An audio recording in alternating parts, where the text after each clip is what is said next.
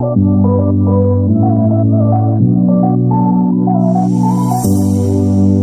are my warm place. You are my mad strike, set me ablaze. I wish we could stay, but I got other demons I need to face. You left me with a heavy heart. I'm colder.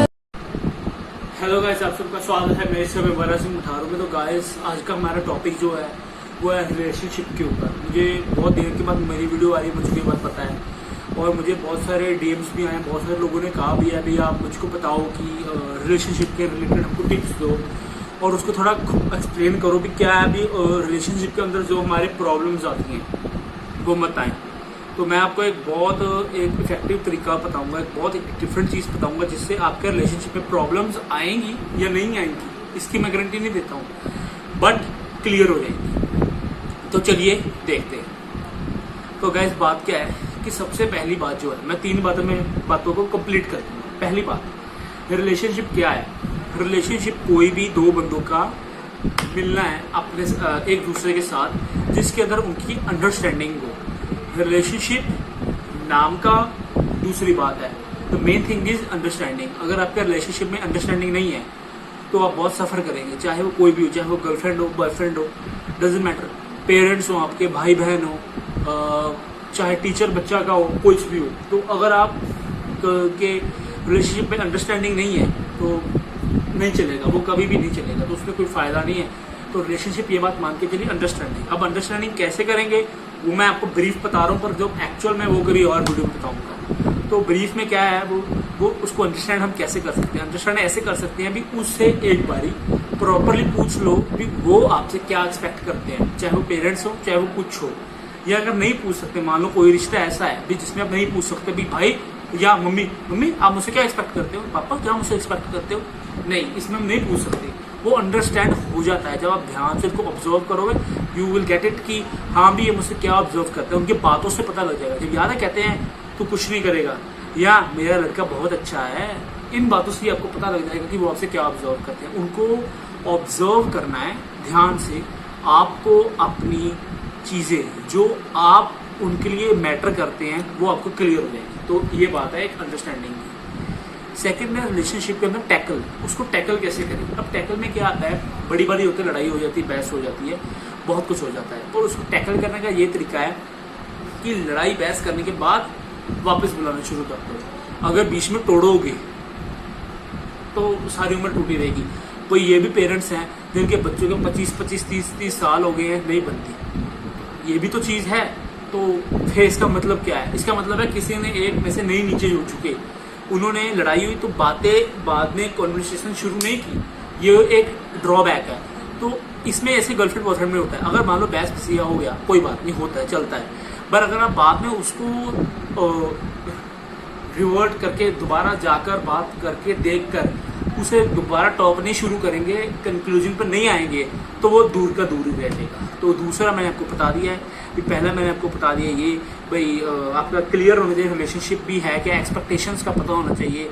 और second जो है कि आपका जो relationship है कि उसके अंदर आपको ये पता होना चाहिए भाई हाँ कि हम उसके मन में क्या जगह लेते हैं, या अगर लड़ाई होगी है तो हम जाकर उसको दोबारा बात शुरू करें, रीट्राई करें। रिश्ते में जब रीट्राई नहीं होगा तो कुछ नहीं होगा।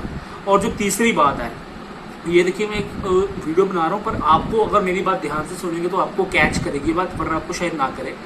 तीसरी बात है, वो तीसरी बात ये है कि गाइस रिलेशनशिप बहुत तरह के होते हैं। कई बार ये होता है अभी बॉयफ्रेंड गर्लफ्रेंड होते हैं पर वो एक दूसरे को मानते नहीं है, ये हमारा बॉयफ्रेंड गर्लफ्रेंड है पब्लिकली, वो सिर्फ पर्सनल लाइफ में ही होते हैं। ये कोई होता है भी वन साइड क्रश होता है, ये होता है वो होता है, बहुत तरह के होते हैं। इसलिए मेन है कि क्लैरिटी, आप अपने रिलेशनशिप को एक क्लैरिटी दें। क्लैरिटी किस तरह भाई, आपको क्लियर हो कि आपका जो रिलेशनशिप का वो किस हिसाब से चल रहा है, वो कैसे चल रहा है। अब फॉर एन एग्जाम्पल मैं आपको एग्जाम्पल देता हूँ, जस्ट फॉर एन एग्जाम्पल बताता हूँ। मान लो मैं हूँ, मान लो कोई लड़की है रोज, ठीक है, रोज नाम दे दिया हमने उसको, वैसे है नहीं, just for an sake of example. मान लड़की है रोज, तो मैं रोज को पसंद करता हूँ, यार रोज बहुत अच्छी है, वो है। अब रोज के साथ मैं हर रोज घर में बैठता हूँ, चाय पीता हूँ, रोटी पानी खाता हूँ, घूमता हूँ, फिरता हूँ, गाड़ी में रात तक घूमते, सब कुछ करते हैं, बट अभी तक मुझको अंदर से उसके साथ कोई रोमांटिक फीलिंग या बॉयफ्रेंड गर्लफ्रेंड वाली फीलिंग या अटैचमेंट उस तरह की फील नहीं हुई। तो हर अभी सिंपल बात चल रही है।